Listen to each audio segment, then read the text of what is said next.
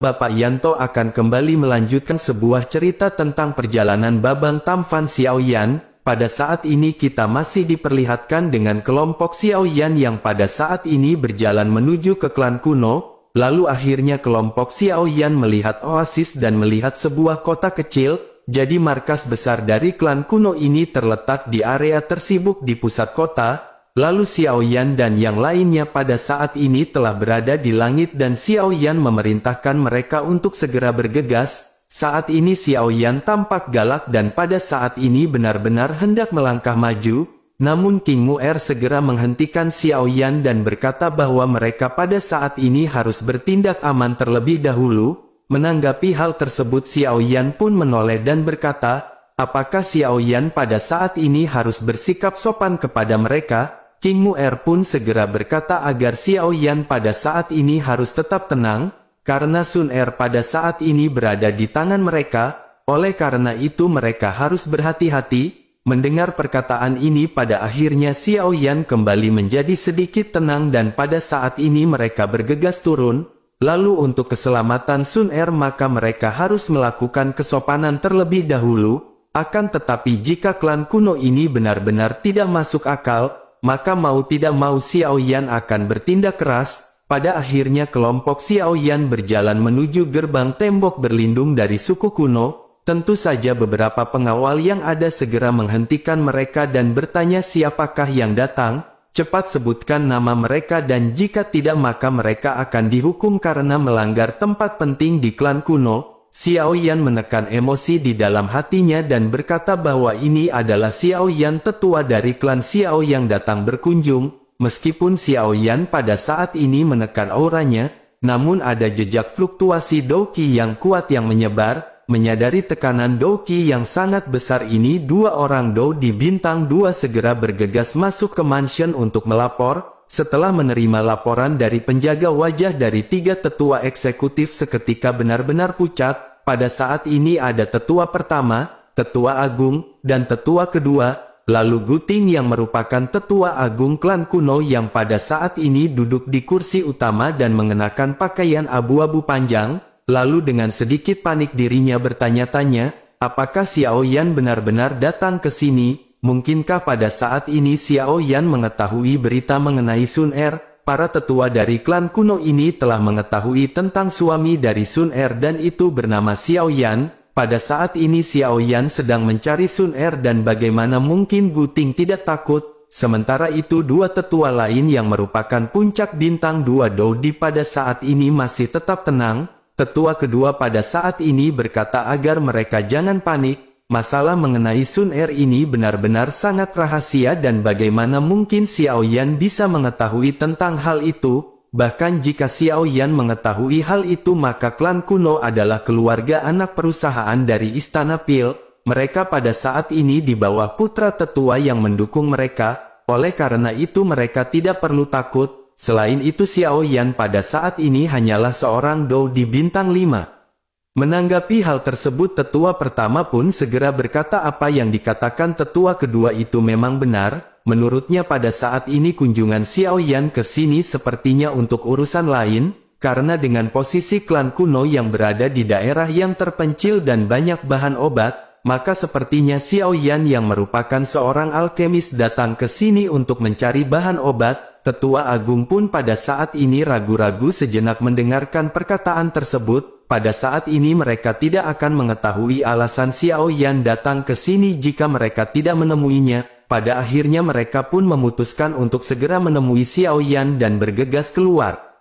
Lalu singkat cerita kedua belah pihak pada saat ini telah bertemu dan kelompok Xiaoyan dijamu di sebuah aula. Kemudian Guting dan dua tetua pada saat ini menyapa Xiaoyan secara pribadi. Tidak lama setelah itu Guting segera berkata bahwa dirinya benar-benar tidak tahu mengapa kepala klan Xiao yang bermartabat datang ke sini. Betapa beruntungnya klan kuno ini bisa dikunjungi oleh tetua dari klan Xiao. Pada saat ini hati 3 tetua dari klan kuno ini benar-benar bergetar menghadapi kelompok Xiaoyan.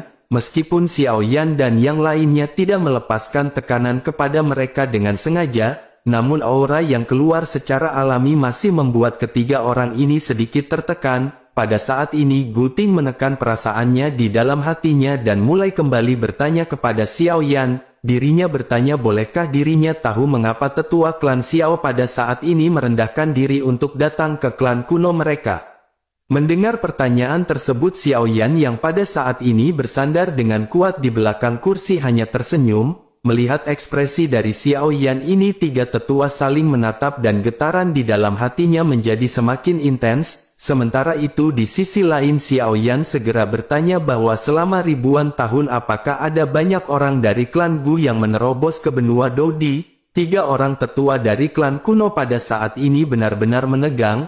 Mereka bertanya-tanya mungkinkah permasalahan Sun Er ini benar-benar terungkap? Namun hal itu benar-benar mustahil karena Xiao Mansion berada jauh dari tempat mereka. Jadi bagaimana mungkin mereka bisa mengetahui informasi mengenai hal ini? Guting pun kembali mendapatkan ketenangannya dan segera dengan ragu-ragu berbicara kepada Xiao Yan. Dirinya berkata bahwa dirinya benar-benar tidak begitu mengerti apa yang dimaksud oleh tetua Xiao Yan. Mendengar hal tersebut, Xiao Yan pada saat ini tersenyum dan dengan nada yang sedikit dingin lanjut berbicara. Xiao Yan berkata jika begitu permasalahannya maka Xiao Yan akan membuat kepala klan Gu untuk mengerti. Selama 1000 tahun yang lalu apakah ada dari klan Gu yang menerima orang-orang dari benua Doki? Seketika jantung tiga tetua klan kuno pada saat ini berdetak kencang karena pertanyaan itu langsung menuju ke intinya. Pada saat ini mereka menyadari bahwa permasalahan Sun Er ini benar-benar telah bocor. Sementara itu sebagai kepala klan kemampuan beradaptasi dari Guting secara alami tidaklah buruk. Karena dirinya tiba-tiba menamparkan dahinya dan berpura-pura tertegun,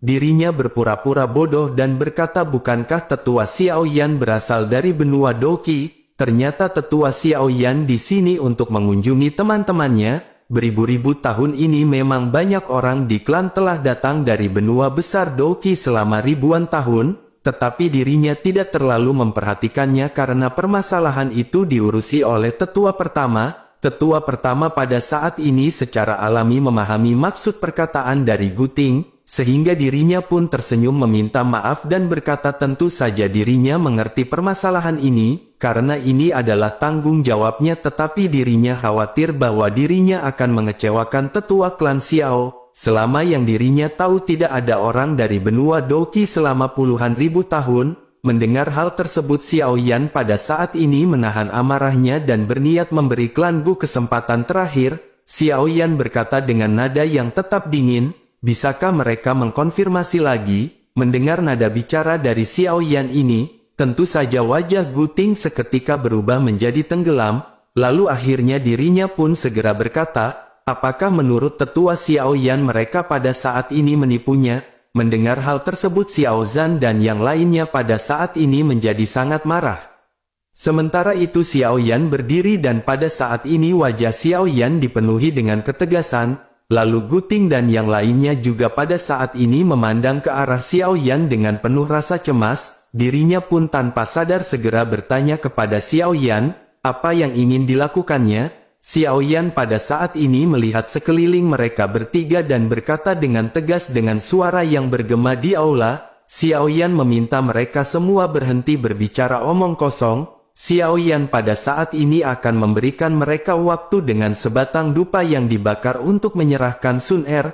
Karena jika tidak maka Xiao Yan tidak tahu apa konsekuensi yang akan mereka hadapi. Lalu dengan sekejap mata aura asli dari Xiao Yan pada saat ini segera melonjak ke segala arah, bahkan Guting dan yang lainnya pada saat ini segera menjadi pucat dan kaki mereka menjadi lemas, karena tingkat tekanan ini bukanlah tingkat tekanan bintang 5 seperti apa yang mereka perkirakan, akan tetapi Guting segera mendapatkan kepercayaan dirinya dan dirinya segera berdiri dengan teguh memelototi Xiao Yan. Dengan marah dirinya berkata bahwa Xiao Yan tentu mengetahui semuanya dengan jelas, meskipun keluarga kunonya lemah dan kecil tetapi mereka merupakan anak keluarga dari Pil Palace. Apakah Xiao Yan pada saat ini masih ingin bertindak liar? Jika begitu permasalahannya maka Xiao Yan harus menanggung amarah dari Pil Palace. Menanggapi hal itu Xiao Yan pada saat ini tidak berkata, akan tetapi energi yang dipenuhi dengan kekerasan segera melonjak dan menghantam tetua kedua. dan seketika tetua kedua pun terhempas terpental dan menabrak tiang dan menancap di dalamnya. Lalu hanya dengan kekuatan seperti ini tetua kedua pada saat ini benar-benar telah mati. Kemudian suasana seketika pada saat ini berubah menjadi mencekam dengan kematian tetua kedua. Sementara itu di sisi lain King Mu'er pada saat ini segera berteriak dengan marah ke arah dua orang yang tersisa. King Mu'er bertanya apakah mereka ingin menggunakan Pil Palace untuk menekan anggota Xiao Yan. Apa yang mereka lakukan pada saat ini benar-benar tidak akan berguna. Jangan berpikir mereka tidak tahu bahwa kelompok dari klan kuno ingin menggunakan Sun Er untuk menjilat putra tetua dari Pil Palace. Namun karena Sun Er menolak maka mereka telah menempatkan Sun Er sebagai tahanan rumah. Apakah mereka benar-benar ingin menggunakan tubuh seorang gadis untuk menghancurkan klan kuno mereka pada saat ini? Guting dan tetua pertama pada saat ini benar-benar terkejut dan menyadari bahwa kelompok Xiao Yan telah mengetahui hal ini. Akhirnya Guting pada saat ini benar-benar tidak bisa menutupinya dan mulai berbicara dengan nada yang dingin. Dirinya berkata karena mereka semua tahu apa yang ada di balik permasalahan ini, maka mereka seharusnya tidak melakukan hal ini kepada kelompok klan kuno. Mendengar hal itu Xiao Yan pada saat ini benar-benar sangat marah dan kembali melesatkan douki miliknya. Bersamaan dengan itu tetua pertama dari klan kuno ini seketika kembali terpental dan diliputi oleh api merah. Bahkan tubuhnya pada saat ini seketika meledak di bawah tekanan yang sangat kuat. Menyadari hal ini Guting pada saat ini benar-benar bergetar dan tidak bisa bereaksi. Karena setelah dua kali benturan yang menghilangkan nyawa dua orang tetua, pada saat ini banyak prajurit yang datang ke aula dan mengepung ruangan ini. Melihat banyaknya pasukan ini Guting pada saat ini benar-benar frustasi dan tidak lagi takut terhadap kelompok Xiao Yan. Dirinya tanpa sadar segera menunjuk ke arah Xiao Yan dan memerintahkan semua prajurit untuk menyerang. Akan tetapi begitu perkataan ini keluar justru aura dari kelompok Xiao Yan kembali melonjak dan dapat dengan mudah menghempaskan banyak pasukan yang mendekat, sehingga darah terciprat kemana-mana dengan pasukan dari kelompok klan kuno yang pada saat ini terbang mundur. Melihat adegan yang dipenuhi dengan kekerasan ini semua orang yang tersisa dari para prajurit benar-benar tidak berani melangkah lebih jauh. Mereka menyadari bahwa mereka tidak akan menang berhadapan dengan kelompok Xiao Yan, sehingga mereka hanya bisa menatap ke arah Guting dan bertanya-tanya, permasalahan apakah yang sesungguhnya terjadi di sini. Sementara itu Guting pada saat ini tercengang dan mencium bau darah yang menyengat, lalu dirinya hanya bisa menatap ke arah Xiao Yan yang pada saat ini perlahan berjalan mendekat. Sementara itu di sisi lain Xiao Yan pada saat ini melesatkan telapak tangannya secara vertikal, sehingga telapak tangan Xiao Yan ini dengan tajam segera memotong tangan kiri dari Guting, lalu darah seketika menyembur keluar dan Guting pada saat ini berteriak kesakitan. Sementara itu Xiao Yan berkata jika dirinya belum melihat Sun Er dalam sebatang dupa, maka klan kuno mereka pada saat ini benar-benar akan dilenyapkan di benua Dodi. Nada bicara Xiao Yan ini tidak tinggi tetapi semua orang pada saat ini bisa mendengarnya dengan jelas. Lalu pada akhirnya para prajurit ini segera mengetahui tujuan Xiao Yan datang ke sini. Mereka menyadari bahwa permasalahan ini benar-benar hanya karena seorang wanita. Mereka benar-benar tidak bisa menerima hanya karena permasalahan ini klan kuno benar-benar akan dihapuskan di benua Dodi. Oleh karena itu mereka pada saat ini berteriak agar Guting memberitahu informasi mengenai Sun Er berada. Mendengar ocehan dari semua anggotanya Guting pada saat ini hanya bisa terdiam. Lalu waktu pun terus berlalu dengan Guting yang pada saat ini masih tidak membuka mulutnya. Sementara itu Xiao Yan bergegas menghampiri Guting dan bertanya, di manakah keberadaan Sun Er? Kemudian Guting pada saat ini dipenuhi dengan rasa penyesalan karena membawa klan kuno ke tahap seperti ini. Akhirnya Guting yang pada saat ini benar-benar tidak bisa bertindak pun segera mulai berbicara. Dirinya menjelaskan bahwa beberapa waktu lalu dirinya secara pribadi mengantar sejumlah bahan obat ke Pil Palace. Pada saat itu putra tetua dari Pil Palace bertanya kepada Guting mengenai situasi dari Sun Er. Ketika dirinya menyadari bahwa Sun Er masih menolak wajah dari putra tetua Pil Palace tiba-tiba tenggelam, lalu akhirnya Guting menawarkan untuk mengirim Sun Er sebagai hadiah dan pergi ke Pil Palace, dan hal itu bertujuan agar Sun Er melihat kekuatan dan kemewahan dari Pil Palace. Mungkin dengan begitu maka Sun Er akan bisa berubah pikiran dan menikah dengan putra tetua Pil Palace. Mendengar hal ini semua orang seketika terkejut, sementara Xiao Yan pada saat ini sangat marah. Bahkan Xiao Yan hendak menamparkan Guting sampai mati dengan lambaian telapak tangannya, akan tetapi Nan Erming mengulurkan tangannya untuk menahan telapak tangan Xiao Yan. Kemudian Xiao Yan tertegun dan tidak mengerti mengapa Nan Erming menghentikannya. Sementara itu Nan Erming pada saat ini mengabaikan Xiao Yan dan menatap langsung ke arah Guting. Nan Erming pada saat ini segera berkata bahwa dirinya akan bertanya kepada Guting, dan jika Guting menjawab dengan jujur, maka klan Gu mungkin akan masih memiliki kesempatan untuk hidup di benua Dodi. Pada saat ini apakah putra tetua dari Pil Palace tahu bahwa Tuan Muda Xiao Yan adalah suami dari Sun Er? Mendengar pertanyaan dari Nan Erming ini, Xiao Yan seketika tersadar maksud dari pertanyaan itu. Sementara itu Guting pada saat ini tahu bahwa dirinya benar-benar tidak memiliki jalan keluar. Pada akhirnya dirinya berkata dengan jujur bahwa hanya tetua pertama dan tetua kedua yang mengetahui hal ini. Mereka juga telah mendengar sedikit tentang permusuhan antara klan Xiao dengan Pil Palace. Oleh karena itu dirinya benar-benar tidak akan berani untuk memberitahu bahwa Sun Er telah memiliki suami yang bernama Xiao Yan. Mendengar hal itu Nan Erming pun mengangguk dan semua orang pada saat ini merasa lega. Sementara itu Xiao Yan pada saat ini segera melepaskan genggaman tangannya terhadap Guting. Setelah itu Xiao Yan pun berbalik dan mengajak semua orang untuk pergi menuju ke Pil Palace. Di sisi lain King Mu'er yang dipenuhi dengan niat membunuh segera bertanya kepada Xiao Yan, bagaimana nasib dengan klan kuno ini? Xiao Yan pun berbalik dan kembali menoleh ke arah Guting dan merenung sejenak. Xiao Yan menyadari bahwa King Mu'er pada saat ini benar-benar berniat untuk membunuh, akan tetapi Xiao Yan teringat saran Zenni hingga pada akhirnya Xiao Yan kembali membuka mulutnya untuk berbicara. Xiao Yan berkata, demi Sun Er yang berada di garis keturunan yang sama dengan Guting, maka Xiao Yan akan membiarkannya pergi hari ini. Tetapi jika Sun Er mendapatkan permasalahan di Pil Palace maka klan kuno benar-benar akan habis.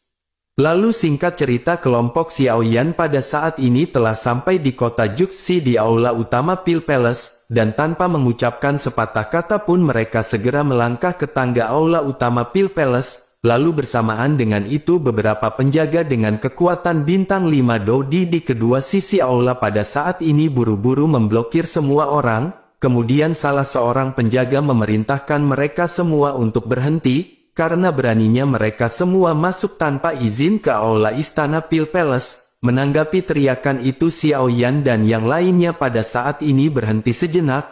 Pada saat ini Xiao Yan merasa memang tidak mungkin untuk memaksa masuk ke Pil Palace untuk merebut Sun Er. Di dalam perjalanan menuju ke Pil Palace Xiao Yan telah memikirkan sebuah rencana. Apalagi permusuhan antara Pil Palace dan Xiao Yan adalah permasalahan pribadi, tetapi permasalahan ini adalah permasalahan Pil Palace yang merebut istri dari Xiao Yan.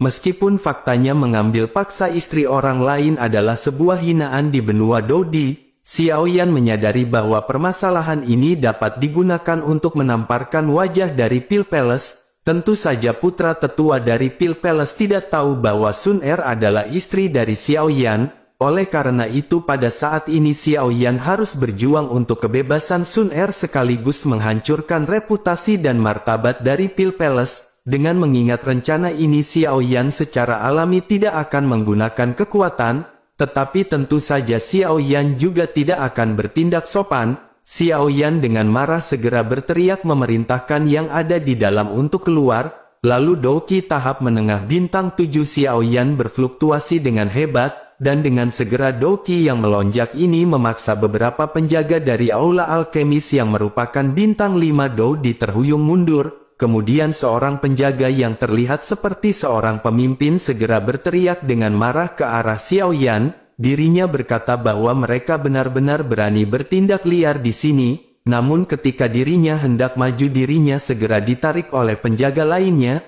Menyadari hal tersebut pemimpin penjaga pun segera menyadari kekuatan dari Xiao Yan. karena kekuatan ini sepertinya setidaknya memiliki tekanan bintang 7, dan jika itu tekanan dari Dou di bintang 6 mereka tidak akan mundur terlalu jauh. Pada akhirnya dirinya merasa sedikit tenang tetapi di dalam hatinya debaran jantungnya menjadi semakin cepat. Sementara itu di sisi lain Xiao Yan pada saat ini berteriak dengan keras dengan maksud mengumpulkan banyak kerumunan. Lalu suara Xiao Yan ini mengguncang telinga para penjaga yang berdenging. Begitu juga dengan semua orang yang berada di sekeliling.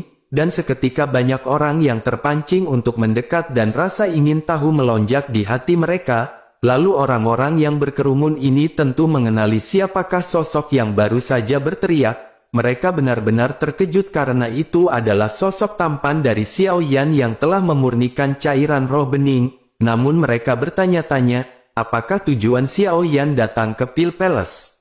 Selain itu Xiao Yan pada saat ini datang dengan membawa rombongan yang tampak terlihat sangat kuat. Sementara itu di sisi lain pada saat ini Xiao Yan memerintahkan penjaga untuk masuk dan memberikan informasi. Kemudian penjaga yang pada saat ini benar-benar ketakutan pun pada saat ini segera menaiki tangga dan membuka pintu aula. Pada saat ini semua pejabat senior dari Pil Palace sedang mendiskusikan masalah di aula utama. Lalu putra tetua dari Pil Palace juga pada saat ini sedang duduk di sana. Dan ketika pintu terbuka sedikit mereka pada saat ini dapat mendengar suara bising di luar aula. Kemudian tetua agung pun mengerutkan kening dan bertanya dengan tidak senang tanpa menunggu penjaga ini melapor. Dirinya bertanya mengapa di luar berisik sekali. Kemudian penjaga itu pun menangkupkan tangannya dan segera berkata bahwa Xiao Yan pada saat ini memimpin orang menuju ke Pil Palace. Mendengar hal itu tetua agung dari Pil Palace pun sangat terkejut. Lalu dirinya pada saat ini dipenuhi dengan ketidakpercayaan dan memerintahkan si penjaga untuk memberikan informasi dengan jelas. Kemudian penjaga itu pun segera berkata dengan perlahan bahwa Xiao Yan pada saat ini telah datang ke Pil Palace. Xiao Yan berkata bahwa pada saat ini dirinya ingin bertemu dengan Tuan Muda. Xiao Yan pada saat ini menginginkan Tuan Muda untuk keluar dan bertemu dengannya. Selain itu pada saat ini juga ada banyak orang yang menonton yang berkumpul di luar aula. Mendengar hal itu putra tetua dari Pil Palace pada saat ini tiba-tiba menjadi marah. Tetapi dirinya juga sangat bingung karena dirinya bersama dengan Xiao Yan sama sekali tidak mengenal satu sama lain. Oleh karena itu dirinya bertanya-tanya di dalam hatinya, mengapa Xiao Yan ingin bertemu dengannya. Sementara itu tetua agung Pil Palace pada saat ini menamparkan sandaran tangan dan tiba-tiba berdiri marah.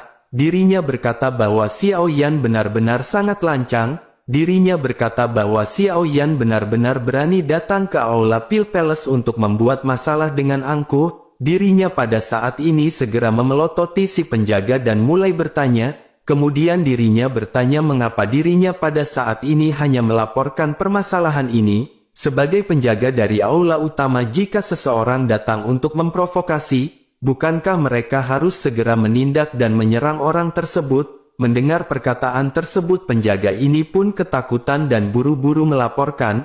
Dirinya berkata bahwa dirinya pada saat ini bukan tidak mau tetapi mereka benar-benar tidak bisa. Sebelum penjaga melaporkan kalimatnya tetua ketiga pada saat ini mendengus dingin dan mulai menegur. Dirinya berteriak bahwa mereka semua benar-benar sampah tidak berguna. Xiao Yan hanyalah seorang Dou di bintang 5 dan siapa di antara para penjaga yang bukan bintang 5, mengapa mereka benar-benar tidak bisa melakukan hal itu kepada Xiao Yan? Seketika wajah penjaga pun pada saat ini berubah menjadi pahit dan dirinya lanjut menjelaskan. Si penjaga berkata bahwa Xiao Yan pada saat ini bukanlah seorang bintang 5 Dou di. Begitu para penjaga mengelilinginya Xiao Yan mengejutkan para penjaga dengan gelombang Douqi miliknya. Para penjaga semuanya terhuyung dan hampir terjatuh. Merasakan lonjakan energi ini mereka menyadari bahwa itu bahkan bukan kekuatan puncak bintang 6 Dou di.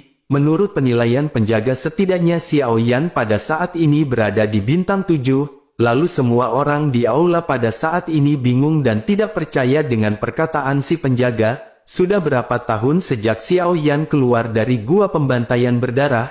Xiao Yan adalah ras manusia dan bukanlah ras iblis. bahkan jika Xiao Yan berlatih keras siang dan malam Xiao Yan tidak akan mungkin untuk mencapai bintang 7 secepat ini. Tetua ketiga pada saat ini segera berkata bahwa dirinya benar-benar tidak percaya, Xiao Yan ini pasti telah meminum sejenis pil yang dapat sangat meningkatkan fluktuasi Douqi-nya.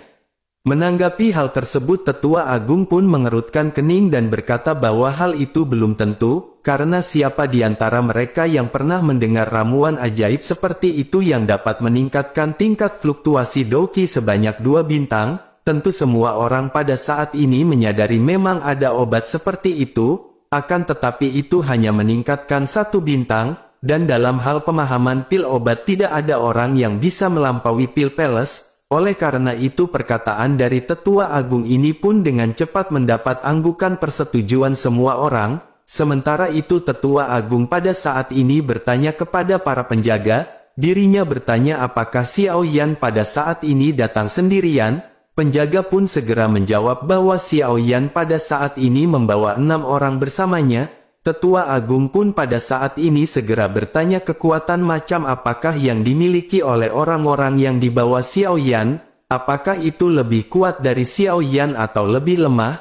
Penjaga pun pada saat ini segera berkata bahwa menilai dari kekuatan bawahannya, maka tidak satu pun di antara 6 orang ini sekuat Xiao Yan, seharusnya mereka pada saat ini setidaknya berada di tahap bintang 6 Douqi. Mendengar hal tersebut Tetua Agung pada saat ini benar-benar merasa lega, lalu Tetua Agung pun segera memerintahkan si penjaga untuk kembali dan memerintahkan untuk menahan Xiao Yan berbuat onar, dan pada akhirnya si penjaga pun keluar dan setelah menutup pintu Tetua Agung pada saat ini mulai bergumam, dirinya berkata pantas saja mereka tidak bisa menjatuhkan Xiao Yan, bahkan Lan Yang dan 16 Douqi tingkat bintang 6 dan 7 lainnya benar-benar dikalahkan, karena ternyata Xiao Yan sama sekali bukan bintang 5 tetapi sudah bintang 7 Douqi. Mungkinkah Xiao Yan ini mendapat resep obat mujarab yang bisa langsung dengan sangat cepat meningkatkan kekuatannya?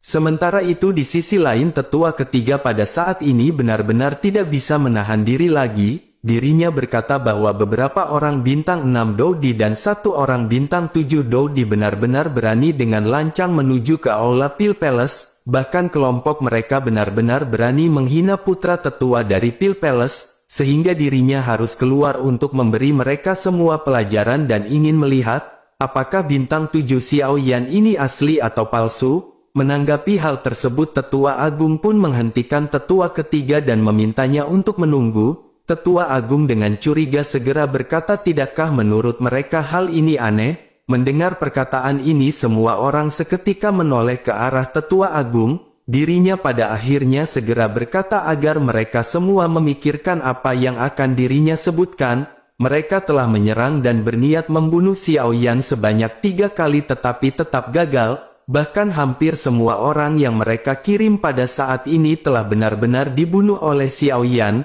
Oleh karena itu tidak mungkin bagi Xiao Yan untuk tidak mengetahui itu adalah tindakan dari Pil Palace, tetapi selama ini Xiao Yan benar-benar tidak pernah membuat pernyataan dan juga tidak mendekati mereka untuk penjelasan lebih lanjut. Xiao Yan benar-benar belum memberikan tindakan atas penyerangan yang dilakukan Pil Palace kepadanya. Namun jika Xiao Yan memang berniat melakukan hal itu kenapa baru sekarang Xiao Yan datang ke sini? Selain itu kedatangan dari Xiao Yan bukan untuk bertemu dengan kepala Pil Palace, Xiao Yan pada saat ini malah menargetkan putra tetua dari Pil Palace. Pernyataan dari Tetua Agung ini membuat semua orang pejabat tinggi mengalihkan perhatian mereka ke putra tetua Pil Palace bernama Dan Yan. Lalu Dan Yan juga pada saat ini tampak tertekan dan mulai berbicara. Dirinya berkata bahwa dirinya juga ingin tahu mengapa alasan Xiao Yan ingin bertemu dengannya. Dirinya belum pernah bertemu dengan Xiao Yan sebelumnya dan dirinya tidak memiliki keluhan. Mendengar perkataan tersebut semua orang pada saat ini menyadari bahwa hal ini benar-benar membingungkan. Sementara itu tetua pertama pada saat ini segera berpikir dan mulai berbicara. Dirinya bertanya kepada semua orang apakah ada seorang yang memicu kesalahpahaman antara Xiao Yan dan Tuan Muda pertama. Menanggapi hal tersebut tetua kedua dari Pil Palace pada saat ini segera mulai membuka mulutnya. dirinya berkata tidak peduli siapapun itu karena Xiao Yan telah sampai ke Pil Palace maka mereka pada saat ini harus menghancurkannya. Xiao Yan telah datang ke aula utama untuk membuat masalah bagi putra tetua tanpa alasan apapun, maka mereka pada saat ini harus dengan cepat keluar dan meluruskan nama dari putra tetua Pil Palace. Melihat semua orang yang pada saat ini bersemangat, Tetua Agung pada saat ini melirik ke arah semua orang. Pada akhirnya dirinya berkata bahwa dirinya tidak peduli jika telah terjadi kesalahpahaman, karena Xiao Yan telah datang ke pintunya maka dirinya akan memperlakukan Xiao Yan sebagai penyebab masalah yang disengaja. Dirinya akan menjadikan hal ini sebagai provokasi yang disengaja oleh Xiao Yan. Oleh karena itu maka Tetua Agung benar-benar akan dapat membunuh Xiao Yan kali ini. Setelah mengucapkan perkataan ini dirinya pun segera melambaikan tangannya dan pintu yang berat segera terbuka perlahan. Pada akhirnya Tetua Agung dari Pil Palace memimpin sekelompok orang pejabat tingkat tinggi untuk keluar perlahan. Lalu kerumunan yang besar dan berisik di luar pada saat ini tiba-tiba terdiam melihat ke arah Tetua Agung. Bahkan hampir semua anggota tingkat tinggi dari Pil Palace yang tidak pernah terlihat pada saat ini ikut keluar. Pada saat yang bersamaan semua orang juga pada saat ini melihat ke arah Xiao Yan. Sementara itu di sisi lain Tetua Agung dari Pil Palace pada saat ini menuruni anak tangga yang tinggi dan mengamati lingkaran dengan mata tajam. Ketika matanya menyapu Xiao Yan sosoknya seketika benar-benar terkejut. Semua anggota tingkat tinggi dari Pil Palace juga terkejut ketika mereka mempelajari sosok Xiao Yan. Namun pada saat ini Tetua Agung dari Pil Palace berpura-pura tidak melihat Xiao Yan sama sekali. Dirinya berteriak kepada semua penjaga dari Pil Palace dan berkata bahwa mereka semua adalah sekelompok sampah. Mengapa mereka membiarkan kelompok Xiao Yan membuat keributan di gerbang istana aula utama miliknya? Sementara itu Xiao Yan pada saat ini tidak peduli dengan teriakan tersebut. Xiao Yan bahkan tidak melihat Master Aula dari Pil Palace sama sekali. Xiao Yan merasakan fluktuasi Doqi yang dimiliki oleh putra tetua dari Pil Palace. Kemudian mata Xiao Yan pada saat ini selalu tertuju kepada Dan Yan yang merupakan putra tetua dari Pil Palace. Mata Xiao Yan pada saat ini dipenuhi dengan amarah dan hati Xiao Yan penuh dengan niat membunuh yang kuat. Sementara itu di sisi lain Dan Yan pada saat ini menatap ke arah Xiao Yan yang memelototinya dengan penuh tatapan menghina. Dan Yan pada saat ini sangat marah sehingga dirinya berharap bahwa dirinya bisa membunuh Xiao Yan dengan segera. Namun jika dirinya sadar jika Xiao Yan adalah keponakan Bude Yanti maka semua itu adalah mimpi yang tidak akan pernah terjadi.